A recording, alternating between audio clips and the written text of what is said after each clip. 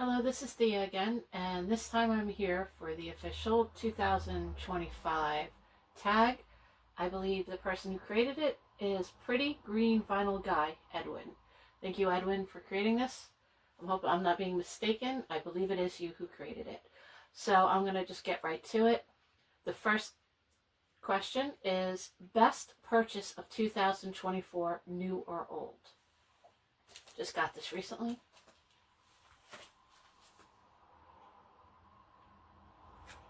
This is The Cure's first album in 16 years, Songs of a Lost World. This is, from what I understand, part one of part two.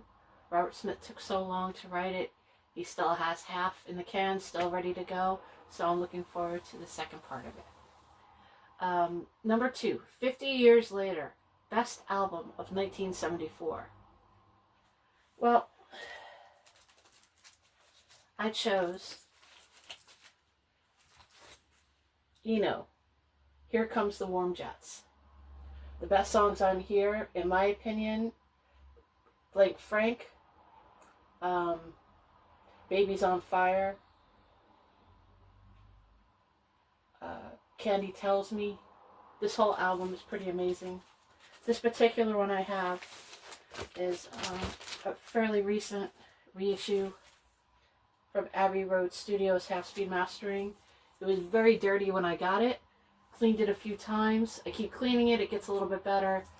Other than that, the mastering is wonderful, and I love listening to it. It's one of my favorite albums. Number three, an album that defines a genre. Now, I know that there are other albums prior to this release that is in the funk genre, but to me, this defines it. This is the epitome of funk, in my opinion. Some people might say outer space, psychedelic funk, Mothership Connection, but every song on here, as we know, is amazing. And it is a zenith of funk. Best band from your home country. Well, that's kind of difficult. There's so many great bands for me to say which is the best one. I don't know. My home country. How about my home county? Or better yet, my home borough. The borough of Queens, which produced both the Ramones and Run DMC. So I chose two bands from Queens, New York, and that's where I'm from. Right now I'm in Ireland, so I had to pick an Irish musician. So this is Christy Moore. He's probably one of the most famous Irish musicians. An artist you miss dearly. Well, this artist died way too young, and he had so much life in him. I can only imagine what he could have released over the years, and I'm sorry that he had it, and that would be Jeff Buckley. This amazing album, Grace, everyone knows it. Let's see. Oh, also, so there's something else, if you ever see it, pick it up. This is Jeff Buckley live at Cine. He does a lot of covers on here. He does amazing, amazing covers of Led Zeppelin songs. And of course, is the ones that you know, like Lover You Should Have Come Over and Mojo Pin, Grace. There's also an interview on here. So if you see this anywhere, I highly recommend you pick it up.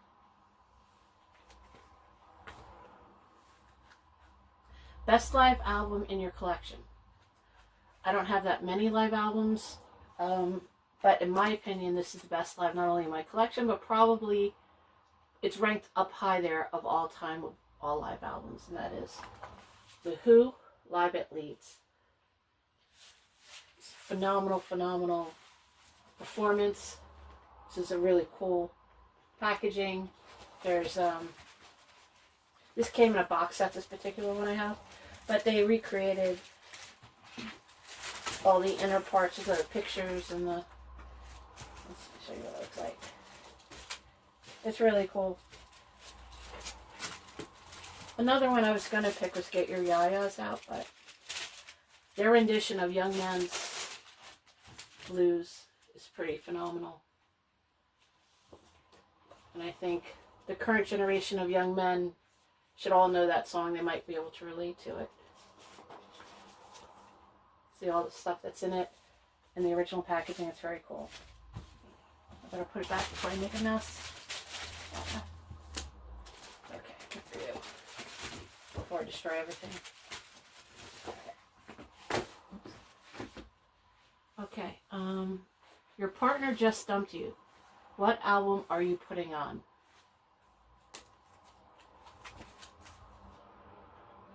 Fiona Apple title. This is one of the angriest, mostly relationship-based songs, and it's so full, so lush, so rich. It's a fantastic lose yourself in anger, in regret, in emotion albums. It's one of the greatest albums. Best sounding drums on an album. I'm not a musician, so to sit there and say what the best sounding drums are, I'm probably wrong. But to my ears, I would have, just off the top of my head, would have said Bill Ward on Iron Man in particular. Even though that's a very overplayed song, that's the first thing that popped into my head. I also have this, which we found at the charity shop up the block. And this particular is a 78 RPM shellac album. It is Gene Krupa, and I think this is one of his biggest hits, Disc Jockey Jump. Show this to you. And on the other side is Hop, Skip, and Jump with the vocalist Anita O'Day. It's very beat up. Whoever had it either moved a lot or they just had a lot of parties and they cranked this up. It's beat to hell. But I'll try and put in a clip so you can get the best of Gene Krupa's drumming. And you'll understand why he's supposedly a master. To my ears, it's deaf because I'm not a musician, but you could hear for yourself.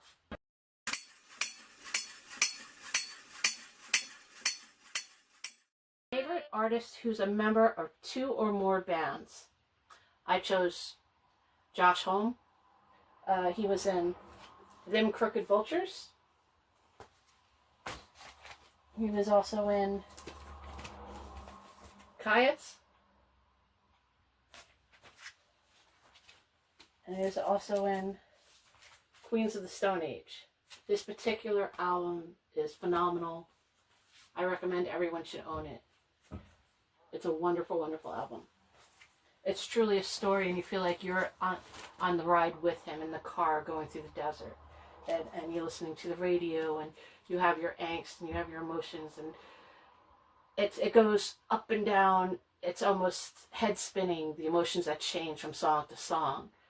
But it's a brilliant album, and I highly recommend it, and I give kudos to Josh Homme. Favorite artist? Oh, sorry, I said that. You found a bag of weed. What are you going to listen to? Well, I've listened to this without a bag of weed, but if I wanted to mellow out and lose myself, one of my favorite albums of all time, Roxy Music. From beginning to end, this is an amazing, amazing album.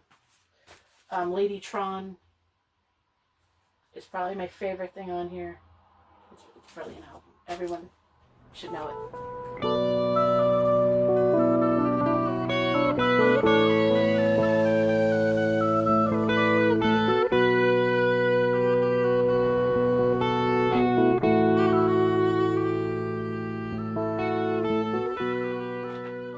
11. The Beatles or the Stones? Well, I've always known this. As much as I love the Beatles, and the Beatles have so many amazing songs, and it's incredible also that they could sit down and write a song in 15 minutes and just have this timeless song that 60 years later people are still loving and listening to. So I give every credit to the Beatles, but I'm going to have to say I am and always have been and probably always will be a Rolling Stones girl. So I'm showing you this because this is really cool. This particular issue, as you can see, is the original cover. Now, the original idea of the cover, which was the toilet, is on here too.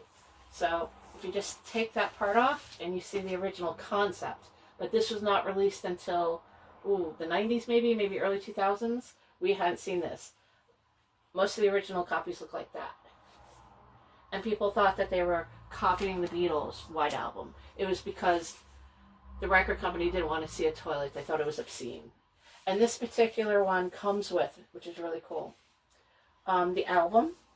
And it comes with this flexi disc with an interview with Mick Jagger, a Japanese interview. And it also has Sympathy for the Devil on 45 on its own separate disc. And that's probably the best sounding version I have of it anywhere on this particular extra single. Let me see, is this it? No, this is the regular album. And I will show you the single in a second. Here it is. It's one-sided, and it's Sympathy for the Devil.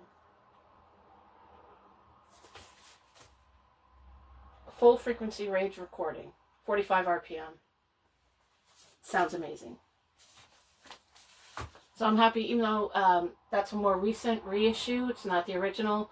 I love that it includes everything, and it has an extra single, and you get to hear an interview. I just think, as a big Rolling Stones geek, I love all of that. An album from the 80s that you still listen to. I think I fell in love with this album when I first heard it as a teenager, and that would be In Excess, Shabu, Shuba. The One Thing, To Look at You, and Don't Change are probably the songs that everybody knows. This is, we know that In Excess are kind of dancey. This is a more slower album than the rest of them. And it's a little bit more, I don't know, darker. I like it darker. So I love this album. I loved it since I first heard it. I have direct memories of the first time I heard it, and it's been with me all this time. Love that album. One of my favorite albums of all time. An artist whose political stance that has soured you. This is my husband's album. I'm sure you recognize him. I don't need to go on. Other than, yeah, okay, he likes to be a contrarian, but that's still no excuse. I'm sorry. I call that hypocrisy, not contrarian, being a contrarian person. Your favorite record label. Now, this particular record, I picked up secondhand. I didn't really know it. This is a late 60s issue of one of the first live performances by the Animals, if not the first. So, and since I love the early bluesy Animals, I was like, okay, I'll pick it up. Plus, I like the cover. And when you open it up, it's difficult because it's like one of these deals where you have to get the record from in here. So you have all of that and you pull it out, and I'll show you the label. I just think the label's, I don't know, whoever designed it, I love the simplicity and how 60s it is. And this is a company called Wand. They were 254 West 54th Street, New York, New York. And I just absolutely love their simple label.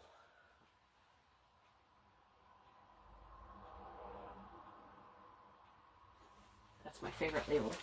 I like the really old labels. The earliest labels that I remember that my brother had when he had records was like the dark green Warner Brothers one. That just for nostalgic reasons. But design reasons, I love that one. Okay, so a run of 3 great singles. Here we go. Iron Maiden. Early in their career, their first single, Running Free.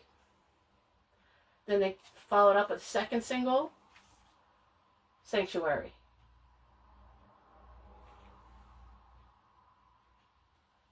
And then this third single, which is a cover of a Skyhook song, Women in Uniform. Did I show you the wrong one? I'm sorry, I showed you the wrong one. Women in Uniform.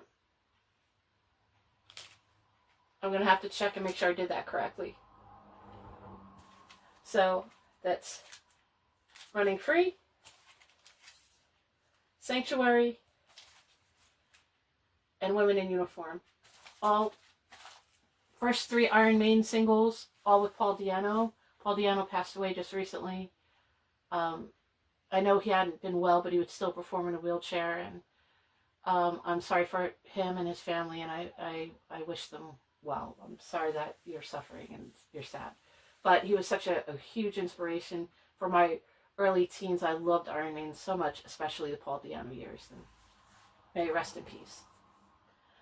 A record store day purchase that you actually consistently listen to. This one I have never stopped listening to, and this is the soundtrack to The Crow. I love, love, love, love, love this. I bought it when it first came out. I remember seeing the movie in the movie theater in 94, I think it was, and I immediately went out and got the CD soundtrack, which is the same thing as this. And this, I'll tell you what's on here. The Cure, Machines of Loving Grace, Stone Temple Pilots, Nine Inch Nails, Rage Against the Machine, Violent Femmes, The Rollins Band, Helmet, Pantera, For Love Not Lisa, My Life with the Thrill Kill Cult, The Jesus and Mary Chain, Medicine, and Jane Searberry. My favorite song on here, well, this is Nine Inch Nails, this cover of Joy Division's Dead Souls, which is brilliant. Stone Temple Pilots, Big Empty. I think they released this before they put it on their own album, so we heard it first on here, if I remember correctly. Everything on here is great. Another one of my absolute favorites is the Violent Femmes, Color Me Once. Rollins Band, Ghost Rider, Helmet, Milquetoast. Pantera does a cover, The Badge. I think that's a Poison Idea song, and it's just it's very close to the Poison Idea. It's brilliant. It has the backup sounds from Taxi Driver, so you know what that is, and the whole thing is great. I guess the weakest song, in my opinion, would be the last song, which is Jane Searberry. It Can't Rain All the Time. It's a little sappy for me. There was a bootleg of that particular album I remember seeing on Discogs before it was removed, and I really wanted to get it because it was actually whoever created it. They did such a great job. It was really the design was somebody who truly loved it, but because it was a bootleg that couldn't fit the last song on the album, and I would have been happy with that because I don't like the first album. I mean the last song, sorry. But I'm thrilled that for Record Store Day that they have the official release, and that was, I don't know, 5-6 years ago or something. And when I saw that, I was like, I have to get it. I have to. And I'm very happy that I have it. And it sounds really great. It's nice sounding, and all the songs are fantastic. You can be reincarnated as any artist, dead or alive. Who's that going to be? Well, I've thought about that, and most of the people that I love their music, or they've had either really, really, really hard lives that I wouldn't want to live that, or they were addicted to something and I don't want to go through that, or they were just mean, rotten people, and I don't want to be that either. If they've done terrible things, and I don't want to be that either. So if I'm going to be reincarnated, I wanted to be reincarnated with a person who had a really interesting life, who was in all the great places, knew all the great people, was truly talented and inspired by other talented legends, and whose life was okay. It's somewhat normal, not too bad. And the only person I could think of, which I would love to be reincarnated and just walk in her shoes for a couple of years, and she's still alive. I think she was 80. I wrote it down. She's 84 years old. She's still going, and that's Nancy Sinatra. She hung out with the Rat Pack. Of course I'd want to be her. She was in movies. She had her own television specials. This is a television special right here, a soundtrack to it. She worked with amazing artists herself. I think she probably had a great experience throughout her life. Lee Hazelwood. I can't even think of everybody that she's worked with, and wasn't she in a movie with Elvis too? I mean, of course I would love to be Nancy Sinatra if I were to be reincarnated, and I hope she's doing well and healthy right now. But I'm a big fan of you, Nancy Sinatra. If you're watching, I doubt you are. Best 3 lines in a song. That was also a difficult one for me because every time I was thinking of songs that were with clever lyrics, it was more than 3 lines.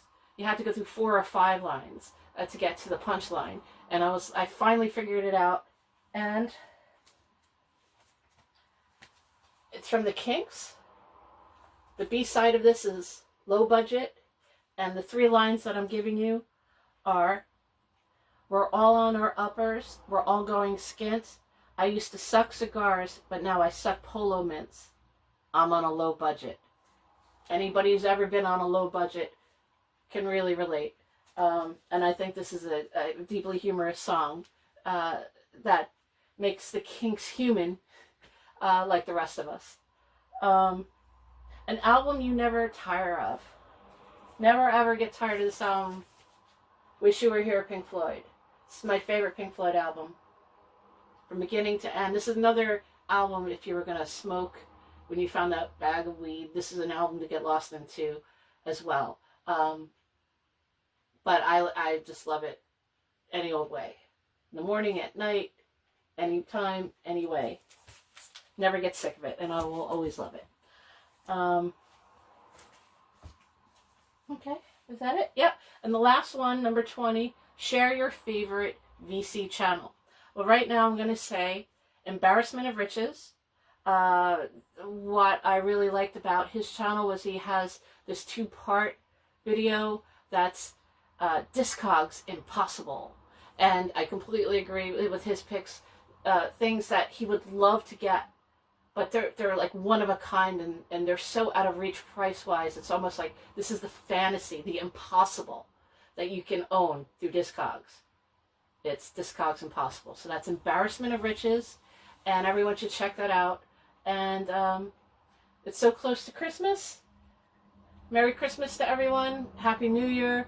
Unless there's another tag, which I doubt I'll do before next year sometime. Wishing everyone well, healthy, happy next year. Cheers.